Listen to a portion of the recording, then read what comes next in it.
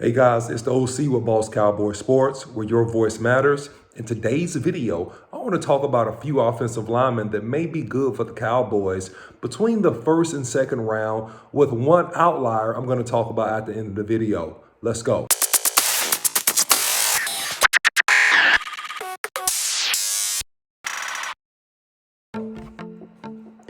All right, guys, so listen, before we get into the content, don't forget to turn on your bell notification icons for the latest and greatest in Cowboy sports and news.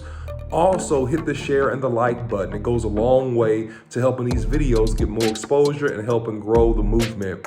All right, guys, so my first offensive lineman, and this is in no particular order, by the way, that I like and I think may be a good potential fit for the Cowboys would be Zion Johnson. Zion Johnson went to Boston College, and this guy had a fantastic Senior Bowl. He goes about 6'3", about 315 pounds or so. But what you notice when you watch him at the Senior Bowl and what you notice when you watch him at Boston College is that he has a tremendously strong anchor. He has fantastic in terms of being able to sit down on bull rushers. He's a guy that, to me, obviously was a strength lifter, a power lifter type in terms of squatting heavy, cleans, jerks, doing all those things to make sure that his body is as strong as possible, and he looks and plays like it. He moves very well side to side. He does very well getting up on the second level. And to me, he does everything well in terms of being a really good premium guard. A lot of people have him ranked number 2 guard type center in the draft.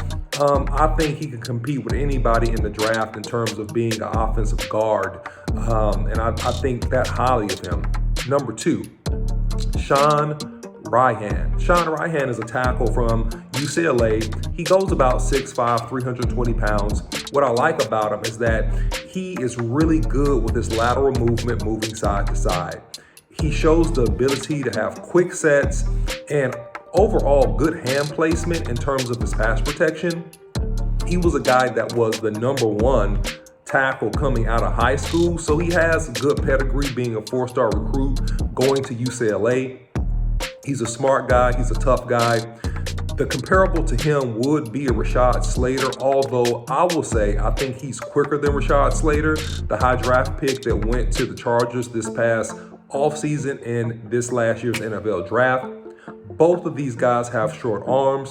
That's the knock on him, and you'll notice that at times, even though he's in a really good position, that the defensive end can extend on him and actually get him a little bit off balance because he doesn't have the arm length to extend and to keep that defensive end from getting into his chest.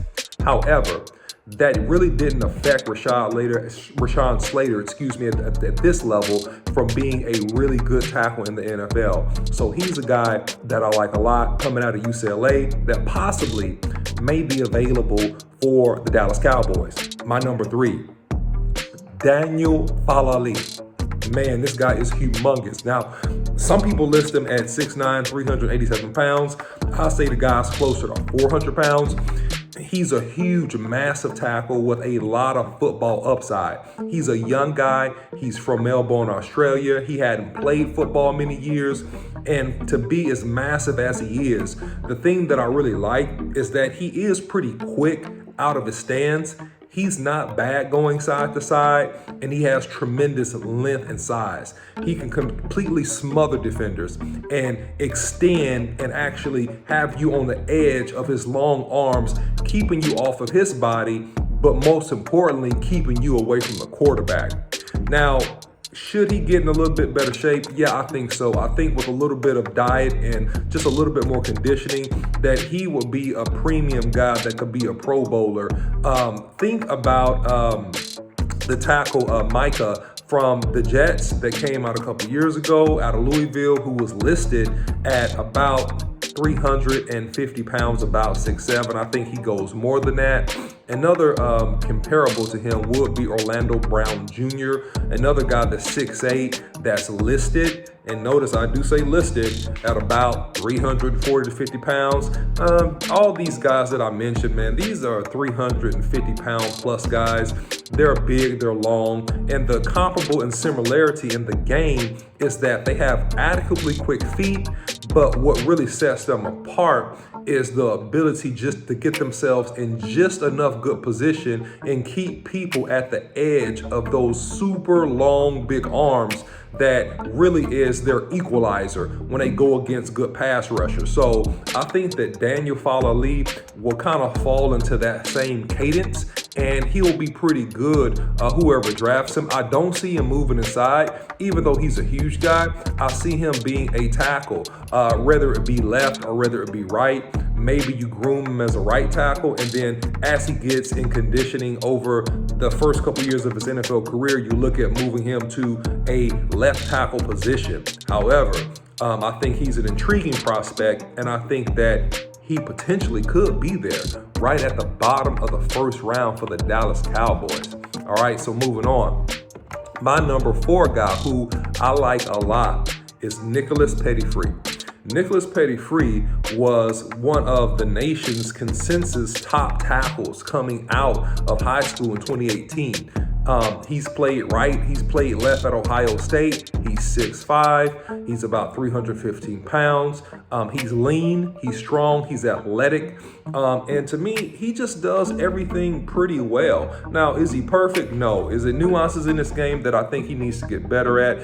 Yes, I think he needs to anchor and finish run blocks a little bit better. But in terms of his ability to move, kick, punch, and vertically and horizontally move left to right, I think that he's really one of the best that's in the draft. And I think that in all of the nuances of all the people that we see, that he's a guy that is a little bit underappreciated in terms of some of the things that he brings to the table. So Nicholas Pettifree, keep an eye out for him. Based upon a run on multiple positions, he very well could be available at the bottom of the first, or maybe even in the second round, right there for the pickings for the Dallas Cowboys.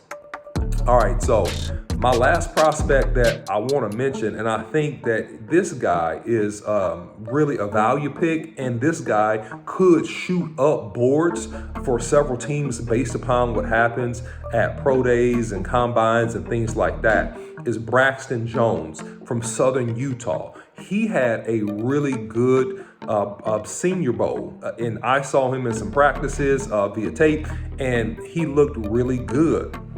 He's a guy that, had he been at a Power 5 conference or one of the top schools, I think he would be a first, second round pick all day long, no problem. Right now, some people have him projected going between the 3rd and the 5th round. I think that he could shoot up. I think if he's anywhere in the 3rd round or beyond, and the Cowboys have picks there, and they do, I think that they should take a strong look at Braxton Jones. I think, yes, he's a little bit raw, but he has good feet. He finishes well. He has great arm length, similar to the build of Tyron Smith, to be honest with you, a younger version. But I like what he does. I think he could become an elite pass protector with his feet and how he carries his hands, how he slides, how he redirects. I like his effort, and he's an adequate run blocker. I think that he could dominate in spots, and he could be really, really good overall, just in a run game, one-on-one versus anybody. He has a strong body. He has a good IQ. And the only thing is that he played at Southern Utah. That's the only thing. So he's a tremendous prospect that has a lot of upside. He'll be a huge value pick for the Dallas Cowboys if you get him past the 3rd round or even in the middle of the 3rd round, because to be honest, he may shoot up that high based upon what he does in individual workouts. So guys, those are 5 tackles I think we should keep an eye out on, and want to drop some content for you guys. Don't forget to like, share, and subscribe to these videos. Follow Boss Cowboy Sports on YouTube, Instagram, Facebook, and Twitter. Also, follow me, the OC100, on Twitter. Hey, let me know how I did in this video, and thanks for tuning in. Until next time, see you.